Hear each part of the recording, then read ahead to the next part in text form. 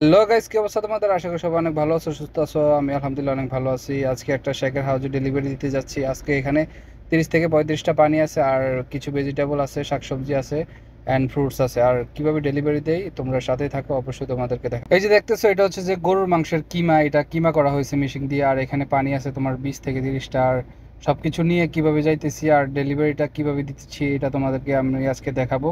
আর চলে যাইতেছি ঘোড়ার উপরে উঠে। আর ঘোড়া কি, এটা হচ্ছে গাড়ি, আমার বড় গাড়ি, আমার না, এটা হচ্ছে কোম্পানির বড় গাড়ি দিয়ে চলে যাইতেছি। পানি যেহেতু বেশি, এই জন্য বড় গাড়ি নিতে হয়েছে।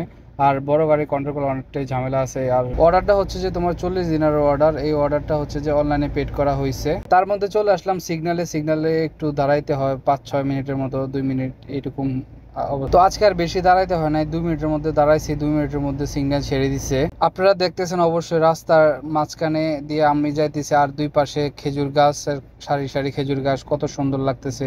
তার মধ্যে চলে আসলাম কাস্টমারের হাউজের সামনে। কাস্টমারের হাউজের সামনে এসে আমি কিভাবে কলিং বেল দিয়ে আমরা অবশ্যই দেখাইতেছি।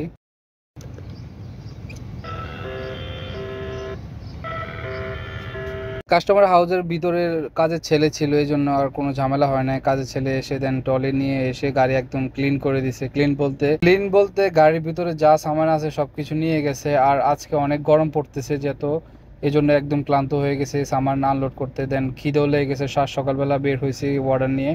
দেন একটু কিছু খেয়ে নিতেছি আমি। আজকে সকালের নাস্তা ছিল কলা আর কেক, একটা পানি ছিল আজকের সকালের নাস্তা। আমাদের প্রবাসীরা নাস্তা খাওয়া যেখানে রাত সেখানে খায়, আমাদের নসিবে নাই যে রেস্টুরেন্টে বসে আমরা নাস্তা করব। মাঝে মাঝে তো নাস্তা খাওয়ারও সময় পাই না।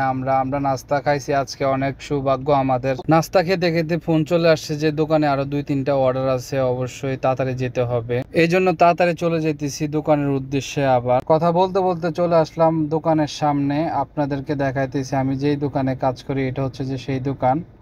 আর ভিডিওটা আজকে এতটুকু পর্যন্তই। আশা করি সবাই ভালো থাকবেন। আসসালামু আলাইকুম।